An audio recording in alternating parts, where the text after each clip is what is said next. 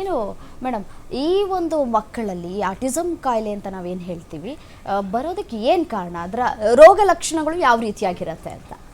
So ಕಾರಣಗಳನ್ನು 3 ಭಾಗವಾಗಿ ವಿಂಗಡಿಸ್ಬೋದು.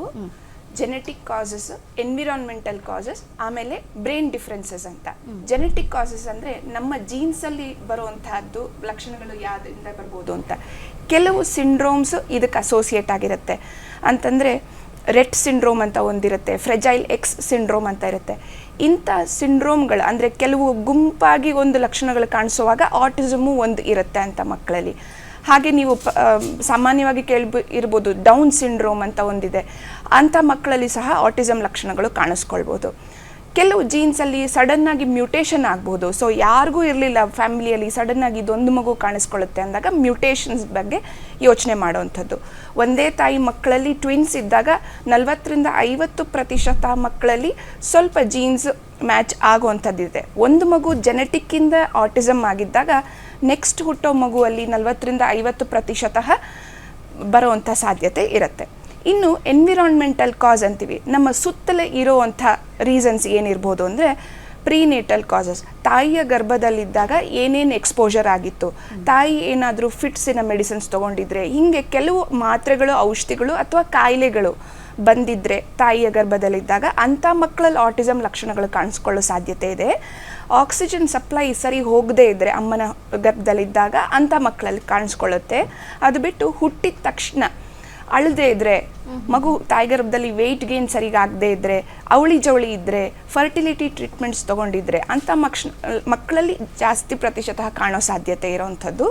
ಹುಟ್ಟಿದ ತಕ್ಷಣ NICU ಬೇಕಾದರೆ ಅಂದರೆ ಹುಟ್ಟಿದ ಮಕ್ಕಳಿಗೆ ಫಿಟ್ಸ್ ಬರೋವಂಥದ್ದು, ಅಕ್ಯೂಟ್ ಬ್ರೀದಿಂಗ್ ಡಿಫಿಕಲ್ಟಿ ಆಗೋವಂಥದ್ದು, ಪದೇ ಪದೇ ಆಸ್ಪತ್ರೆಗೆ ಹೋಗಬೇಕಾಗೋವಂಥದ್ದು, ಇಂಥ ಲಕ್ಷಣಗಳಿದ್ದಾಗ ಕೆಲವು ಮಕ್ಕಳಲ್ಲಿ ಆಟಿಸಮ್ ಕಾಣಿಸ್ಕೊಳ್ಬೋದು. 3ನೇ ಭಾಗ ಅಂತಂದರೆ ಬ್ರೈನ್ ಡಿಫ್ರೆನ್ಸಸ್. ಇಂಥ ಮಕ್ಕಳಲ್ಲಿ ಏನು ಆ್ಯಕ್ಚುಲಿ ಬ್ರೈನಲ್ಲಿ ಏನು ಡಿಫ್ರೆನ್ಸ್ ಕಾಣುತ್ತೆ ಅಂದರೆ ಕೆಲವು ಭಾಗಗಳು, ಈಗ ಬ್ರೈನನ್ನು ಲೋಬ್ಸ್ ಅಂತ ಹೇಳ್ತೀವಿ, ಬೇರೆ ಬೇರೆ ಪಾರ್ಟ್ಗಳಿರ್ತವೆ. ಅಂಥ ಪಾರ್ಟ್ಗಳಲ್ಲಿ ಸೈಜ್ ಕಮ್ಮಿ ಆಗಿರೋವಂಥದ್ದು, ಕನೆಕ್ಷನ್ಗಳು ಸಿನ್ಯಾಪ್ಸ್ ಅಂತ ಹೇಳ್ತೀವಿ. ಹೇಗೆ ಒಂದು ವೈರ್ಗೆ ಒಂದು ವೈರ್ ಕನೆಕ್ಷನ್ ಇರುತ್ತೋ ಬ್ರೈನಲ್ಲಿ ಸಹ ಹಾಗೆ ಇರುತ್ತೆ. ಆ ಸಿನ್ಯಾಪ್ಸ್ ಅಲ್ಲಿ ಡಿಫ್ರೆನ್ಸಸ್ ಕಾಣಿಸ್ಕೊಳ್ಳುವಂಥದ್ದು. ಇಂಥ ಮಕ್ಕಳಲ್ಲಿ ಈ 3 ಕಾರಣಗಳಿಂದ ಆಗೋ ಸಾಧ್ಯತೆ ಇದೆ. ಎನ್ವಿರಾನ್ಮೆಂಟಲ್ ಕಾಸಲ್ಲಿ ಇನ್ನೂ ಒಂದಂದರೆ ಸ್ಕ್ರೀನ್ ಎಕ್ಸ್ಪೋಜರ್. ಎಳೆ ಮಕ್ಕಳಲ್ಲಿ ಗ್ರೋಯಿಂಗ್ ಬ್ರೈನ್ಸಲ್ಲಿ ನಾವು ಎಷ್ಟು ಅತಿ ಹೆಚ್ಚು ಸ್ಕ್ರೀನು, ಫೋನು, ಮೊಬೈಲು ಕೊಡ್ತೀವೋ ಅಂಥ ಮಕ್ಕಳಲ್ಲಿ ವರ್ಚುವಲ್ ಆಟಿಸಮ್ ಅನ್ನೋಂಥ ಒಂದು ಲಕ್ಷಣಗಳು ಕಾಣಿಸ್ಕೋಬೋದು. ಆ ಮಕ್ಕಳಲ್ಲಿ ಬ್ರೈನಲ್ಲಿ ಡಿಫ್ರೆನ್ಸ್ ಇರಬೇಕು ಅಂತೇನಿಲ್ಲ, ಜೆನೆಟಿಕ್ ಆಗಬೇಕು ಅಂತೇನಿಲ್ಲ, ನಾವು ಹುಟ್ಟಾಕ್ಸ್ಕೊಂಡು ಕೇಳಿ ಮಾಡಿರೋ ಯಾವ ರೀತಿ ನೋಡ್ಕೊಳ್ತೀವಿ ಮಕ್ಕಳು ಅನ್ನೋದ್ರ ಮೇಲೆ ಡಿಪೆಂಡ್ ಆಗುತ್ತೆ. ಕಾರಣಗಳು ಈ 3 ಭಾಗಿಸ್ಬೋದು. ಓಕೆ, ಲಕ್ಷಣಗಳನ್ನು ನೋಡಿದ್ರೆ ಕ್ಲಿನಿಕಲ್ ಫೀಚರ್ಸ್ ಏನಿರ್ತವೆ ಅಂದರೆ ಸ್ಪೆಕ್ಟ್ರಮ್ ಅಂತ ಹೇಳ್ತೀವಿ. ಸ್ಪೆಕ್ಟ್ರಮ್ ಅಂತಂದರೆ ಒಂದು ಆ ಛತ್ರಿ ಥರ, ಅದ್ರ ಕೆಳಗಡೆ ಏನೆಲ್ಲ ಲಕ್ಷಣಗಳು ಕಾಣಿಸ್ಕೋಬೋದು ಅಂತ. ತಲೆಯಿಂದ ಕಾಲ್ವರೆಗೆ ಬಹಳಷ್ಟು ಲಕ್ಷಣಗಳು ಕಾಣಿಸ್ಕೊಳ್ಬೋದು.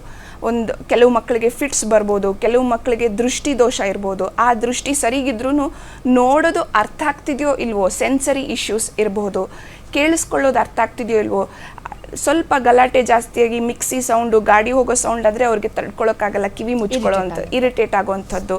ಅದು ಬಿಟ್ಟು ಎಷ್ಟೊಂದು ಮಕ್ಕಳಿಗೆ ಅರೌಂಡ್ 50-70% ಮಕ್ಕಳಿಗೆ ಸ್ಟಮಕ್ ಅಪ್ಸೆಟ್, ಗ್ಯಾಸ್ಟ್ರೋಇಂಟೆಸ್ಟೈನಲ್ ಪ್ರಾಬ್ಲಮ್ಸ್ ಅಂದರೆ ಮೋಷನ್ ಸರಿಗೆ ಹೋಗದೇ ಇರೋವಂಥದ್ದು, ಕಾನ್ಸ್ಟಿಪೇಷನ್, ಗಟ್ಟಿಯಾಗಿ ಮೋಷನ್ ಹೋಗುವಂಥದ್ದು, ಹೀಗೆ ನಾನಾ ರೀತಿಯಾದಂಥ ಬಿಹೇವಿಯರಲ್ ಇಶ್ಯೂ ಇರ್ಬೋದು.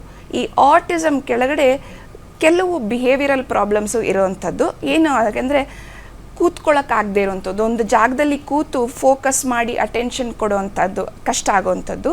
ಅದು ಬಿಟ್ಟು ಮಾಡಿದ್ದನ್ನೇ ಪದೇ ಪದೇ ಮಾಡೋವಂಥದ್ದು, ಮಾಡಿದ್ದನ್ನೇ ಆಟ ಆಡೋವಂಥದ್ದು, ಅದೇ ಮೂವ್ಮೆಂಟ್ ಮಾಡೋವಂಥದ್ದು, ಅದರೊಳಗೆ ಅವ್ರಿಗೆ ಏನೋ ಒಂದು ಸೂದಿಂಗ್ ಎಫೆಕ್ಟ್ ಸಿಗೋವಂಥದ್ದು. ಬೇಜಾರಾಗಲ್ಲ ಮಕ್ಕಳಿಗೆ, ಎಷ್ಟೇ ಬಾರಿ ಮಾಡಿದ್ರು ಅದೇ ಮಾಡ್ತಿರೋವಂಥದ್ದು. ಸೊ ಲಾಸ್ಟಲ್ಲಿ ನೋಡಬೇಕಾದ್ರೆ 3 ಟ್ರಯಾಡ್ ಅಂತ ಹೇಳ್ತೀವಿ.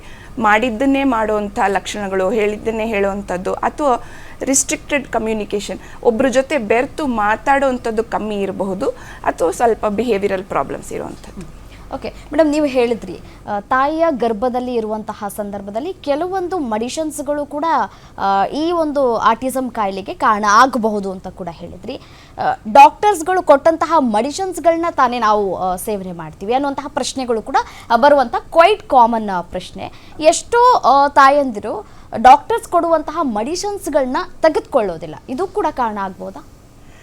ಸೊ ಮೇಡಮ್, ಯಾವ ಮೆಡಿಸಿನ್ಸ್ ಟೆರಟೋಜೆನಿಕ್ ಡ್ರಗ್ಸ್ ಅಂತ ಹೇಳ್ತೀವಿ, ಅಂದರೆ ಕೆಲವು ಮಾತ್ರೆಗಳು ತಾಯಿಯ ಪ್ರೆಗ್ನೆಂಟ್ ಲೇಡೀಸಿಗೆ ಕೊಟ್ಟಾಗ ಎಫೆಕ್ಟ್ ಇರುತ್ತೆ ಅನ್ನೋಂಥದ್ದು ಇರುತ್ತೆ. ಅಂಥ ಪರಿಸ್ಥಿತಿಯಲ್ಲಿ ಡಾಕ್ಟರ್ಗಳು ಏನು ಮಾಡ್ತಾರೆ ಅಂದರೆ ರಿಸ್ಕ್ ಬೆನಿಫಿಟ್ ರೇಷಿಯೋ ನೋಡ್ತಾರೆ. ಮಾತ್ರೆ ಕೊಟ್ಟರೆ ಎಷ್ಟು ಒಳ್ಳೆಯದು, ಕೊಡದೇ ಇದ್ದರೆ ಎಷ್ಟು ಒಳ್ಳೆಯದು, ಮಾತ್ರೆ ಕೊಟ್ಟರೆ ಎಷ್ಟು ರಿಸ್ಕ್ ಆಗುತ್ತೆ, ಕೊಡದೇ ಇದ್ದರೆ ಎಷ್ಟು ರಿಸ್ಕ್ ಆಗುತ್ತೆ, ತಾಯಿಗಾಗಲಿ ಮಗುವಿಗಾಗಲಿ ಎರಡನ್ನೂ ಅಂದಾಜು ಮಾಡಿ ರೇಷಿಯೋ ಹೇಳಿ ತಾಯಿ ತಂದೆ ಮುಂದೆ ಇಟ್ಟಿರ್ತಾರೆ. ಆ ಡಿಸಿಷನ್ ಮೇಕಿಂಗ್ ಅವರೇ ಆಗಿರ್ತಾರೆ.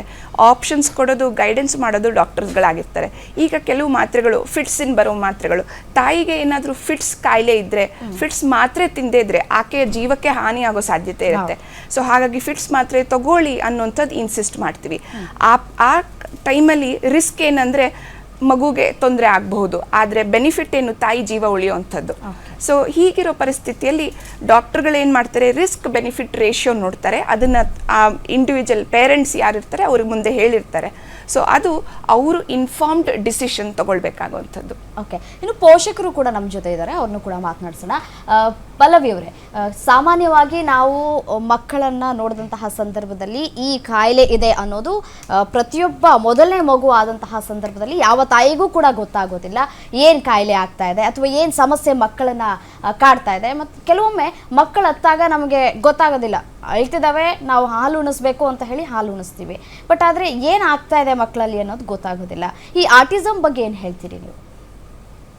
ಮೇಡಮ್, ಇದು ಆಟಿಸಮ್ ಬಂದು ಜಾಸ್ತಿ ಮಕ್ಕಳು ಸ್ಕ್ರೀನಿಂಗ್ಗೆ ಡಿಪೆಂಡ್ ಆಗ್ತಾ ಇದ್ದಾರೆ. ಮತ್ತು ತುಂಬ ಹೊತ್ತು ಈ ಬ್ಲೂ ಲೈಟ್ ಅವ್ರ ಕಣ್ಣಲ್ಲಿ ಬೀಳೋ ಅಂಥದ್ದು, ಆ ರೇಸ್ ಬಂದು ಬೀಳೋ ಅಂಥದ್ದು. ಇವಾಗ ಯೂಶಲ್ ಆಗಿ ನಮ್ಮ ಬ್ಯಾಂಗ್ಳೂರು ಸಿಟಿ ತೊಗೊಂಡ್ರೆ ಜಾಸ್ತಿ ನ್ಯೂಕ್ಲಿಯರ್ ಫ್ಯಾಮ್ಲೀಸೇ ಇರೋದು. ಎಲ್ಲ ಫ್ಯಾಮ್ಲಿಯಲ್ಲೂ ಅತ್ತೆ ಮಾವ, ನಮ್ಮದು ಜಾಯಿಂಟ್ ಫ್ಯಾಮಿಲಿ ಸಿಸ್ಟಮೇ ಹೋಗ್ಬಿಟ್ಟಿದೆ ಇವಾಗ. ಗಂಡ ಹೆಂಡತಿ ಮಕ್ಕಳು, ಗಂಡ ಹೆಂಡತಿ ಇಬ್ಬರು ವರ್ಕಿಂಗ್ ಇರ್ತಾರೆ, ಮಕ್ಕಳನ್ನ ನೋಡ್ಕೊಳೋದಕ್ಕೆ ಅವ್ರಿಗೆ ಟೈಮ್ ಇರಲ್ಲ. ಸೊ ಮತ್ತು ಮಕ್ಕಳದು ಬೇಗ ಇವಾಗ ಹೆಂಡತಿ ಕೆಲ್ಸಕ್ಕೆ ಹೋಗ್ತಿರ್ತಾರೆ, ಅವರು 9-9:30 ಅಷ್ಟರಲ್ಲಿ ಆಫೀಸಲ್ಲಿ ಇರಬೇಕಂದ್ರೆ ಬೆಳಗ್ಗೆ ಎದ್ದಿದ ತಕ್ಷಣ ಬೇಗ ಕೆಲಸ ಆಗಬೇಕು. ಬೇಗ ಕೆಲಸ ಆಗಬೇಕಂದ್ರೆ ಮಗುದು ಹಠ ಕಮ್ಮಿ ಆಗಬೇಕು. ಹಠ ಕಮ್ಮಿ ಆಗಕ್ಕೆ ಇರೋ ಅಂಥ ಒಂದೇ ಒಂದು ಏಕೈಕ ವಸ್ತು ಫೋನ್ ಕೊಟ್ಬಿಡೋದು, ಯೂಟ್ಯೂಬಲ್ಲಿ ಹಾಕಿ ಏನೋ ಒಂದು ವಿಡಿಯೋಸ್ ನೋಡಕ್ ಕೊಡೋದು, ಮಗುಗೆ ಹಂಗೆ ತಿನ್ಸೋದು. ಆ ಮಗು ಏನು ತಿಂತಿದೆ ಅನ್ನೋದನ್ನು ಮಗುಗೆ ಅರ್ಥ ಆಗಲ್ಲ. ನಾನು ಚಪಾತಿ ತಿಂತಿದ್ದೀನಾ, ದೋಸೆ ತಿಂತಿದ್ದೀನಾ, ಅಥವಾ ನಮ್ಮಮ್ಮ ಬೇರೆ ಏನಾದರೂ ಡಿಫ್ರೆಂಟ್ ಆಗಿರೋ ಡಿಶ್ ಮಾಡಿದಾರ ಇವತ್ತು, ಅದೇನೂ ಗೊತ್ತಿರಲ್ಲ. ನಾವು ಫೋನ್ ಕೊಟ್ಬಿಟ್ಟು ನೀವು ಎಷ್ಟೊತ್ತಾದರೂ ತಿನ್ನಿಸ್ತೀರಿ, ಮಕ್ಕಳು ಅಂತಾನೆ ಇರ್ತಾರೆ ಹೊರತು ಅವರು ಸಾಕು ಮಮ್ಮಿ ಅಂತಲೂ ಹೇಳೋ ಅಂಥ ಒಂದು ಇದು ಕಂಡೀಷನ್ನು ಈಗಿನ ಮಕ್ಕಳು ಕಳ್ಕೊಂಡ್ಬಿಟ್ಟಿದ್ದಾರೆ. ಮತ್ತು ಪೋಷಕರಿಗೆ ಏನಾಗೋಗಿದೆ, ಹೆಂಗನ ಹೋಗ್ಲಿ ಮಗು ಸೈಲೆಂಟ್ ಆಗಿದ್ರೆ ಸಾಕು, ನಮ್ಮ ಕೆಲಸ ಆದರೆ ಸಾಕು ಅನ್ನೋದಕ್ಕೋಸ್ಕರ ಮೊಬೈಲ್ನ ಕೊಟ್ಟು ನಾವೇ ಎಲ್ಲೋ ಒಂದು ಕಡೆ ಹಾಳು ಮಾಡ್ತಿದ್ದೀವಿ ಮಕ್ಕಳನ್ನ.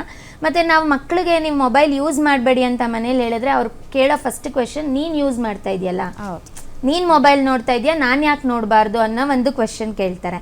ಸೊ ಅದರಿಂದ ನಾವು ಪೇರೆಂಟ್ಸ್ ಎಚ್ಚೆತ್ಕೋಬೇಕು. ನಾವು ಜಾಸ್ತಿ ಮೊಬೈಲ್ ಫೋನ್ಸಿಗೆ ಡಿಪೆಂಡ್ ಆಗೋದು. ಮತ್ತು ಗಂಡ ಹೆಂಡ್ತಿನೂ ಅಷ್ಟೇ, ಈಗಿನ ಸಿಚುವೇಶನಲ್ಲಿ ಈ ಐ ಕಾಂಟ್ಯಾಕ್ಟ್ ಮಾಡ್ಕೊಂಡು ಮನೇಲಿ ಮಾತಾಡೋದೇ ಮಿಸ್ ಮಾಡ್ಕೊಂಡ್ಬಿಟ್ಟಿದ್ದೀವಿ ನಾವೆಲ್ಲ. ಗಂಡ ಆಚೆ ಹೋಗ್ತಾರೆ, ಮನೆಗೆ ಬರ್ತಾರೆ, ಹೆಂಡತಿ ಮನೇಲಿ ಇರ್ತಾರೆ. ಹೆಂಡತಿ ಜೊತೆ ಮಾತಾಡೋದಕ್ಕೂ ಗಂಡನ ಟೈಮ್ ಇರಲ್ಲ. ಬಂದಿದ ತಕ್ಷಣ ಫೋನ್ ಇಟ್ಕೊಂಡು ಕುತ್ಕೊಂತಾರೆ ಸೋಫಾ ಮೇಲೆ, ಅಥವಾ ಟಿವಿ ನೋಡ್ತಿರ್ತಾರೆ. 10 ಗಂಟೆ ಆಗಿರುತ್ತೆ, ಮತ್ತೆ ಹೋಗಿ ಮಲಗ್ತಾರೆ. ಸೊ ಇದರಿಂದ ಅಪ್ಪ ಅಮ್ಮ ಮಕ್ಕಳು ರಿಲೇಶನ್ಶಿಪ್ಪು, ಆ ಬಾಂಡಿಂಗು ಅದೆಲ್ಲ ಮಿಸ್ ಆಗ್ತಾ ಇದೆ. ಮತ್ತು ಈ ಕೋವಿಡ್ ಟೈಮಿಂದನೇ ಇದು ಜಾಸ್ತಿ ಆಗ್ತಾ ಇದೆ ಮೇಡಮ್. ಯಾವಾಗ ಈ ಆನ್ಲೈನ್ ಕ್ಲಾಸಸ್ ಬಂದು ಮಕ್ಕಳಿಗೆ ನಾವು ಫೋನ್ ಕೊಡೋದು ಸ್ಟಾರ್ಟ್ ಮಾಡಿದ್ವೋ ಅವಾಗಿಂದ ಈ ಥರ ಒಂದು ಪ್ರಾಬ್ಲಮ್ಸು ಅತಿ ಹೆಚ್ಚು ಮಕ್ಕಳಲ್ಲಿ ಕಾಣಿಸ್ತಾ ಇದೆ ಅನ್ನೋದು ನಮ್ಮ ಅಭಿಪ್ರಾಯ. ಸರಿ ಮೇಡಮ್.